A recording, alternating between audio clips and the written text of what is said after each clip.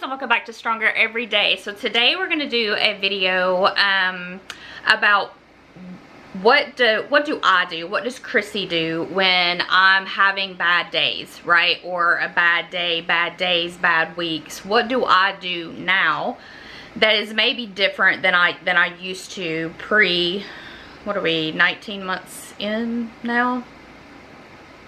18, 19 months in. June of 2022. So what's different since then? And the last few days have been a struggle, and I want to reach out to several of you have made comments on some different videos about how appreciative you are and just what God is doing through this channel to help you. And God used you all to encourage me through this time. So I had fallen twice. My nickname is Grace, and it's because I fall often. We typically always met my parents' deductible in January. I'm just very klutzy. I actually fell up bleachers and tore ligaments in my ankle. Like, that's talent. Anyway. So, I was trying to put the goats up, and I couldn't get Rue, our biggest goat, up, and I fell once, kind of like slid first, you know, face down, and then I got up and tried to get him in a second time and actually fell into the post. It was so bad that he put himself up. He was kind of like, I broke mama, you know, uh-oh. So he put himself up. So, it's been about 3 weeks ago, and Tylenol really wasn't helping. I was getting to where I couldn't really turn my neck hardly at all without pain. I mean, I could still turn, but there was a lot of pain. So I broke down and finally took I don't know how many are actually left, but I have a bottle of muscle relaxers. They're probably 3 or 4 years old. I do not take them. I typically don't take them ever because they mess with my medicine. So I knew if I was going to take a muscle relaxer that it was going to interact. So I finally broke down this past Saturday night and took half of one. And then the next morning I got up and took the other half, and that was enough to just really throw me out of whack. Now, I don't know if you've had interactions with your medicine, but a lot of times antihistamines can interact with certain prescription medicines, and it will put you on the floor. You feel horrible. You're aching. It's almost like you have the flu, and your mind is not in a good place. And so I'm far enough along in my journey, and I should be at 28 plus years, that I knew that what it was, right? That it was an interaction with my medicine, and that all these thoughts that were coming on were in relation to that. But that doesn't change what you're actively going through, right? Like, sometimes I feel like sometimes you guys will comment and say, but this is going on, and I get your but this, right? I understand that.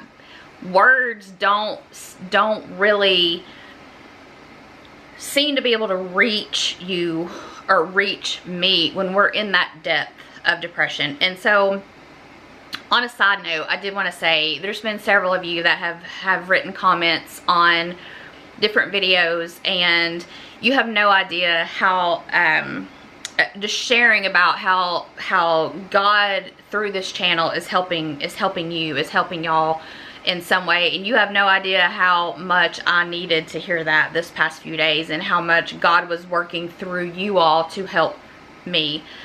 Sometimes you don't have to have that little bit of encouragement, but it certainly helps. And when you're struggling, it's monumental. So let's jump into some of the things that I do different now versus pre-June of 2022, okay? One thing that I do is I do not beat myself up anymore, right? I'm working on that. I'm getting better. But when I start to realize that something's going on, right? There's something different. It's not my average normal day anymore. Is that I don't beat myself up anymore, right? It's not, well, you're worthless and you're pathetic and you're this is never going to get any better. It's always going to be this way. It's always going to keep coming back. It's always going to be worse when it comes back. You should just give it up. You know, who are you to go on and talk with people about this? And all of those thoughts go through my head, and now I'm not going to beat myself up anymore, right? Millions and millions and millions of people struggle with mental illness, right? Some is situational. Some is more like what several of us deal with, millions of people deal with, and it's been longer than situational, right? For mine, it's been 28.5 years. So I don't beat myself up anymore, right? I'm tired of that. It doesn't do anything. It doesn't help anything. It actually makes it worse. And we're going to go into that later, but I don't beat myself up anymore, right? I don't just sit there and say all the negative crap that's going through my head. Even when I'm too weak to necessarily fight all of those thoughts, I don't beat myself up anymore. And it's something that I'm still working on, but I'm much better than I was. And it's much easier than it used to be. And that's huge when you struggle with mental illness. The second thing is I give myself grace. Right? I'm not going to condemn myself about all of the things, and well, if you weren't such a klutz, you know, you wouldn't have fallen into the fence, and you wouldn't have had to take a muscle relaxer 3 weeks in, and you wouldn't be in the situation, you know, a whole list. I mean, you know where our minds can go. We can go down a rabbit hole that's so long, it'll take 6 months for us to get to the other side, and just of all the bad things about ourselves. And so I give myself grace. If I don't feel like, if it's a day that I'm off and I don't necessarily have a lot to do, I give myself grace. If I want to stay in my pajamas all day long and sit under a blanket and watch whatever movie makes me laugh, or whatever, you know, I'll do that. I give myself some grace to allow myself to feel what I'm feeling and work through that. That has been night and day for me, because I've never done that for myself. Now, if I was talking to someone, you know, face to face, or even to you guys, I would say, yes, you know, give yourself grace. But we've talked in previous videos, I have a hard time believing the good things about me. I can see them with no problem in other people. That's a gift. That I can see them so clearly in other people, but it's a curse, sort of, not a curse, but you know what I mean, that I don't see those in me. It's getting better, but I've had to put in effort, right? And I've had to put in the effort when I'm not in the depths of depression and anxiety. It's when you're in that place, it's hard to try to fix something to make it better. That's why we've talked about when you're on your level, my level, that's the time that you want to start putting into place things that are going to help you the next time, you know, whatever that may be. Whether it's you realize you're starting to feel bad, and so you go for a walk, or you read a book, or you talk to a friend, or you watch a movie, or you exercise, or you read, or, you know, whatever hobby you do that, you know, you counteract what could potentially happen so that it doesn't get down to the depths of depression. I'm very purposeful in what I watch and what I listen to. So when I start feeling down, it's not the time to turn on sad, sappy, soul songs, right, and listen to, or movies, right, or scroll social media and watch everybody else with their highlight reel having a great life. It's not the time for that. So I have a movie. I love this movie. I watch it year round when I need to. Now, especially during November, December, but it is a movie that I just adore, and so I'll watch it. It makes me laugh every time I watch it. I hear something I didn't hear. It's just a funny movie. Whatever that is for you, you know, I'm very purposeful. I don't turn on sad songs and sad music. I turn on worship music. And I might not have the strength to sing along, but I'm going to have that playing in the background of my mind, right? I'm going to have the TV going in the background of my mind, and it's going to do something for me that's not going to send me into a deeper spiral. So I'm very intentional about what I let my eyes see and my ears hear. Another thing that I do, and this is contrary to what a lot of us are taught and or believe, and to an extent it might be a little contrary to what I talk about, and that is I allow myself, if there's a day that I'm like, I can take this Bible, right, and I can read it out of obligation so I can get my so-called check mark in heaven, or I can understand that today my mind is not going to wrap around a verse or a chapter or a book of the Bible. I allow myself to take a day to not have to comprehend anything in my mind. And I still talk to God. I still pray. And like I said, when I'm struggling, I will put on, you know, worship music to just kind of boost me up. And if you don't think that that helps, you're crazy. Have you ever caught yourself, you'll be humming a song and you're like, where did I hear that from? Why am I humming that song? I haven't even heard that song in ages. And then the next day or later that day, you hear a commercial. Your mind heard that song in the commercial, regardless of whether you were paying attention to it or not. And so now you're humming that song. And so for me, that, you know, that's huge. I don't condemn myself for not having that obligatory, is that a word? Obligation. I know obligation is a word. To God knows the Bible, right? He knows it left and right. When we are studying and reading, we are studying and reading so that we can know the Bible, so that we can be closer to God. Do you need to spend time with God every day? Yes, because that is how you get better. Yes, but it doesn't always mean that you are going to be able to comprehend what you're reading. And if you're picking your Bible up to read a verse so that you can get a quote-unquote check mark in heaven, pray and talk to God, right? He knows where you are. I've said so many times this week, God, I need you. I need you. I need you to come in, lift me up, keep my eyes clear, my head clear, my emotions clear, my mouth shut, and help move me forward. I'm finding it difficult in this stage of my life, in this stage of my journey, that when I do struggle, feeling like I can tell anybody about it, because God has brought me so far, you know, in this past 17 months, however long it's been, since June 2022. He's brought me so far that, you know, not going backwards, I guess. I don't know if that makes sense, but I feel like, you know, my husband, he's so incredibly proud of what God has done in my life. Always he's been proud of me, but seeing the change, the monumental change that has happened to me since June of 2022, it's not Chrissy. You can't look at it. You can't look at me and say, well, she's doing good for herself. No, friends, I'm not. God is. You can look at my life pre-June 2022, and that will show you what Chrissy can do, right? And that's not much.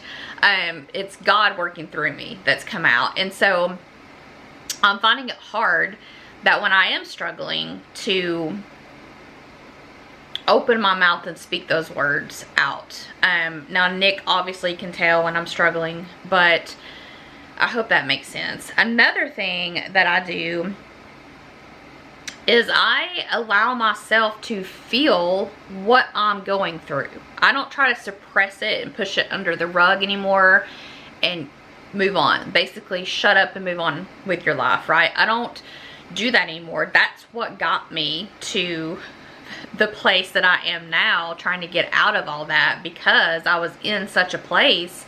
That's what we tell everybody to do. Basically,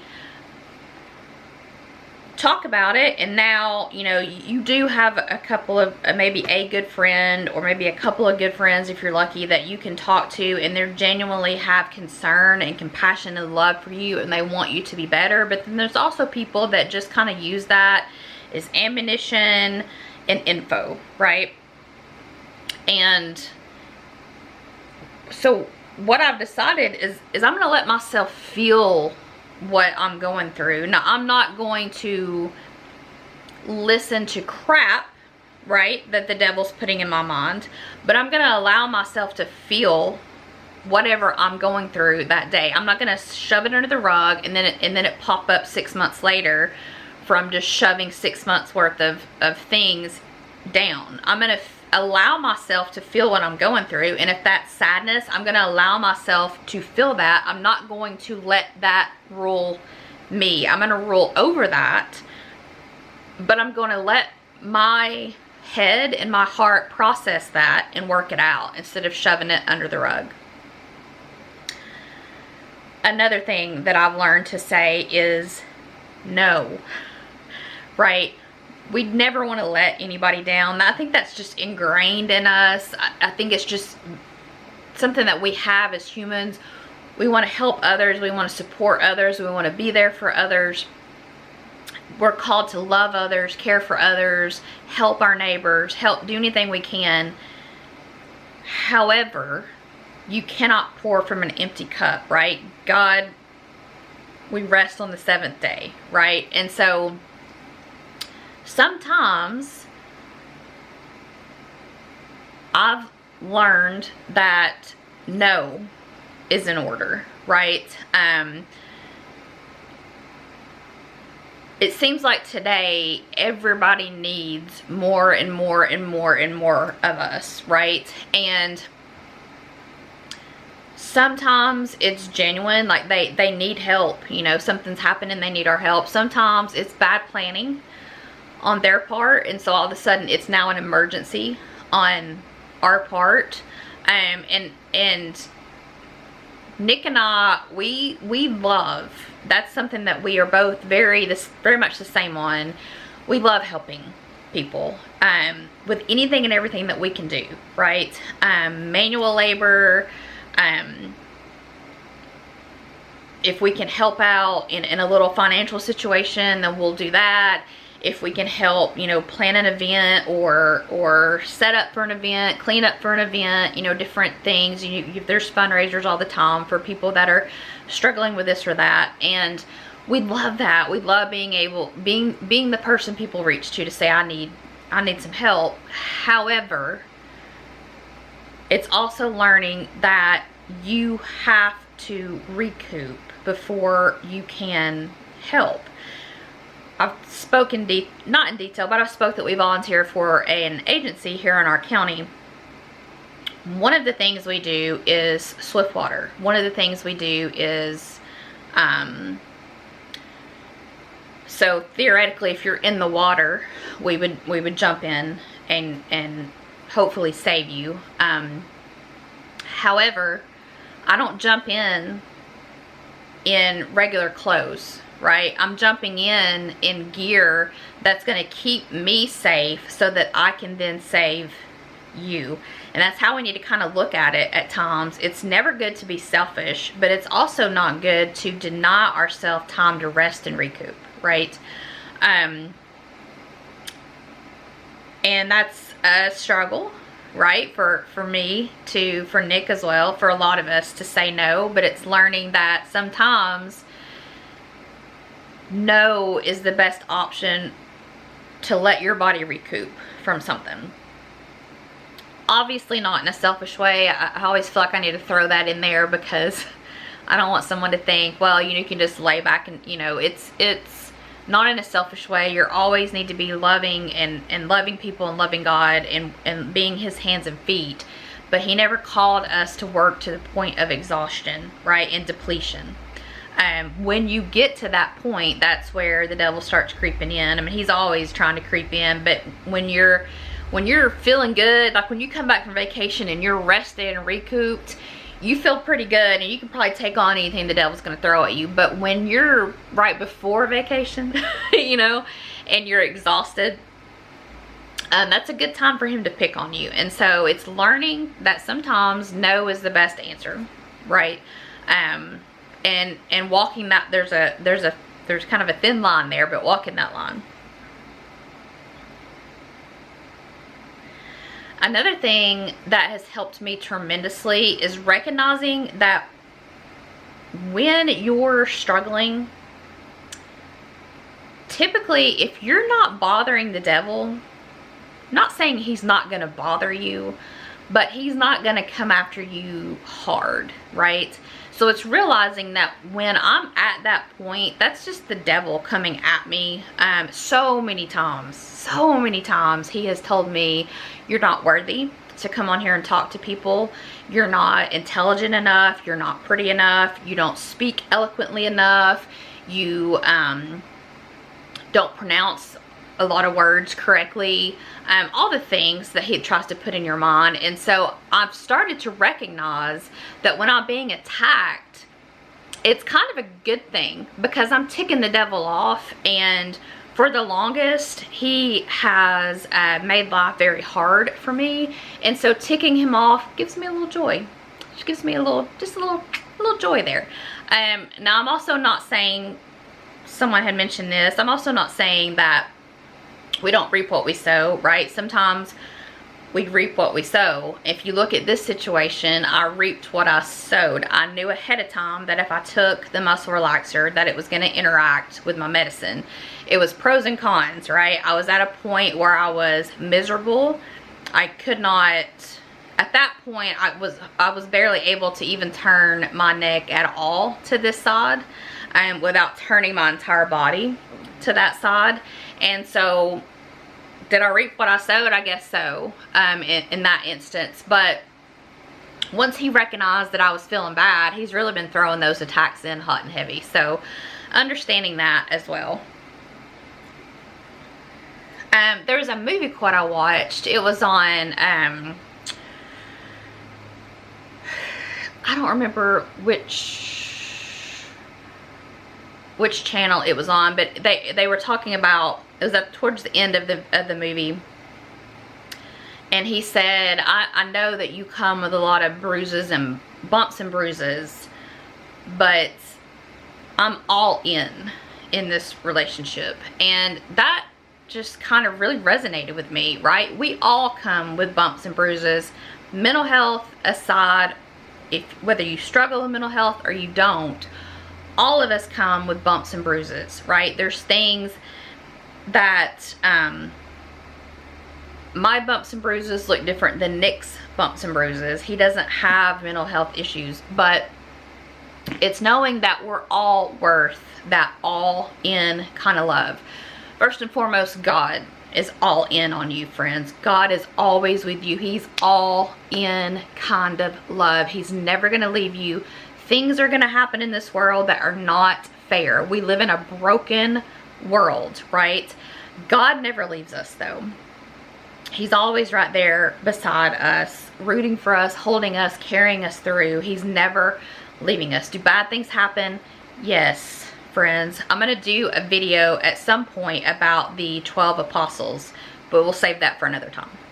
One of the last things that I've learned to do is rest. We are go 24/7 kind of people. I think a lot of us are. Nick and I, it seems like we always have something that needs to get done, right? It's very rare that we just take a day or an afternoon or a morning or any time and just do nothing.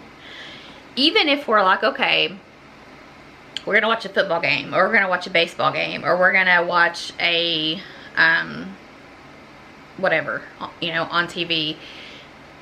We don't sit and just watch the game. Like, the game's on, we're doing laundry. The game's on, we're doing projects outside. Like, the game is on, but it's kind of on in the background. You know, there's still a list of things that have to get done. And so it's giving myself the okay to rest. I think in my mind, I feel like for me, if I'm resting, then I'm lazy, and I don't like being lazy.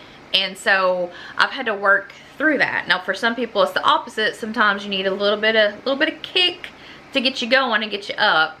But it's allowing myself, I think it was yesterday or the day before yesterday, I stayed in my pajamas all day long.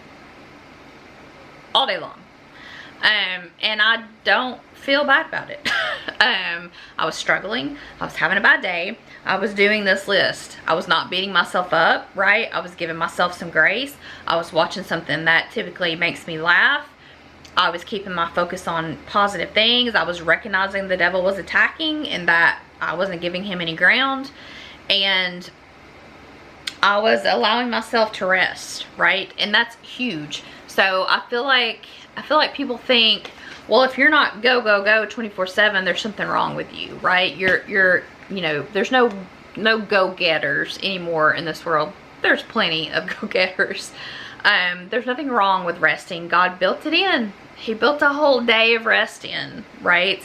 However, we want to be busy so we can have more and better and bigger. And I've said in many videos that I'm busy is usually our response to how are you? I'm busy, you know, I'm you know, got a lot going on, busy, staying busy. God never called us for that, right? He called us to be fruitful and to be good stewards, but he also gave us, built in a whole day of rest. But we don't seem to want to take that day anymore, because it will mean that we're not being productive. And we've gotten out of balance in a lot of things. Our pastor was talking a couple weeks ago about how, you know, the condition of the church, and he was talking about how, you know, back say 40 years ago, 50 years ago, 60 years ago, maybe even 30 years ago, that you know, we used a lot of our own rules to enforce in the church, and we really overdid it with things that weren't even, some of them weren't even biblical. And then now the church is just kind of like, let's do whatever, you know, whatever makes you feel good. And that, you know, we've kind of swung from one to the other, and that's not how we should be either, right? It's figuring out what's gonna work, right? It's spending time with God and moving forward. So those are some of the things that helped me. It was very important for me to get this video out today. I was not going to film this week, period. I do have a collection of videos that I keep so that when I have a bad day, or if I get sick or something happens, I've got a couple videos built up. But it was important for me to do this video today so that you can kind of see I'm more on the upswing of things. It lasted 5 days, and I'm still not back where I want to be, but it lasted about 5 days. But to see that you can keep working through it, find things that work for you. I might tell you this list and you might think, well, Chrissy, none of that would work for me. Find a list that works for you. Write down what works for you, right? Search and study. Pour a little time into your mental health. You know, when we get a diagnosis from a doctor, when I got diagnosed with thyroid disease, I got on and searched thyroid disease, and I got as much knowledge as I could get from different sources and my doctor, obviously. But when we have depression, it's like, oh, well, you know, no, get on, study, learn about it, and figure out ways that can help and make you better. And I've talked in detail that I take medication. I take 2 different medications. One I'm kind of playing with coming off of. I take one for depression and one for anxiety, and the anxiety one is the one that I'm trying to kind of to wean myself off of. But going to the doctor and getting a pill is not going to make it all better, right? heart disease. Going to the doctor and getting a pill is not going to make it better. It's going to help. But if you're not going to do anything outside of that, it's not going to change, right? That's where we've talked about, and I can link a couple videos above of different things you can do, diet, exercise. You know, we've talked about those in detail that have actually helped me. So we're going to end this video here, friends. I hope this gives you a little bit of encouragement that, you know, what I can tell you is this, is that over this past 17, 18 months, that I have had bouts of depression and anxiety. However, it's night and day from the way it was pre-June 2022. And that's after 27 plus years of struggling, that I can say that it's actively gotten better, right? And you can change. It can change. And as I've said before, can God take this away? I believe that 100%, that he can take away what you're dealing with, and he can take away with what I'm dealing with. Is he going to do that this side of heaven? I don't know the answer to that. But 100% God can cure each and every one of us. I believe that with every ounce of me. I believe that a lot of people, he's going to cure this side of heaven. I don't know that I believe that about myself, but I'm working on it. I'm working to get to that level. So I hope this video helps, friends. I end every video this way. It is always my heart and hope that you feel this. God loves you. I love y'all. Your words this past week have meant a lot. They've meant everything. Your family loves you. Your friends love you. And we need you here. We'll see you in the next one, friends. Bye.